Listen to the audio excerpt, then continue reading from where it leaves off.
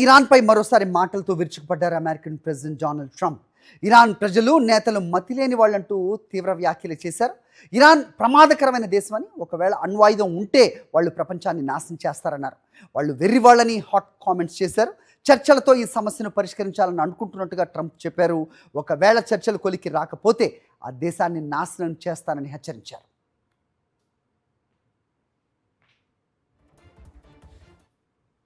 ఇరాన్తో ఒప్పందానికి సమీపంలోనే ఉన్నామని, అయితే అణు ఆంక్షలను వదులుకోవాలని ఆ దేశంపై ఒత్తిడి తెస్తున్నామని అమెరికా ప్రెసిడెంట్ ట్రంప్ తెలిపారు. ఒప్పందం కుదిరితే ఇప్పటివరకు ఇరాన్ శుద్ధి చేసిన యురేనియాన్ని పూర్తిగా ధ్వంసం చేస్తామని చెప్పారు.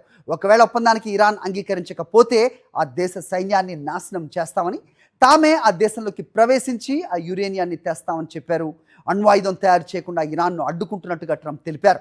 ఇరాన్ వద్ద అణ్వాయుధం లేకుండా చేయడం ద్వారా ప్రపంచానికి, అమెరికాకు సేవ చేస్తున్నానన్నారు ట్రంప్. తనకు సుదీర్ఘ యుద్ధాలు ఇష్టం ఉండవని, ఇది కూడా అంతులేని యుద్ధం కాదని అన్నారు. 3 నెలలుగా యుద్ధం చేస్తామని, ఇందులో ఎక్కువ భాగం కాల్పుల విరమణ కిందే ఉందన్నారు. చాలా విషయాల్లో ఏకాభిప్రాయం కుదిరింది అన్నారు డొనాల్డ్ ట్రంప్.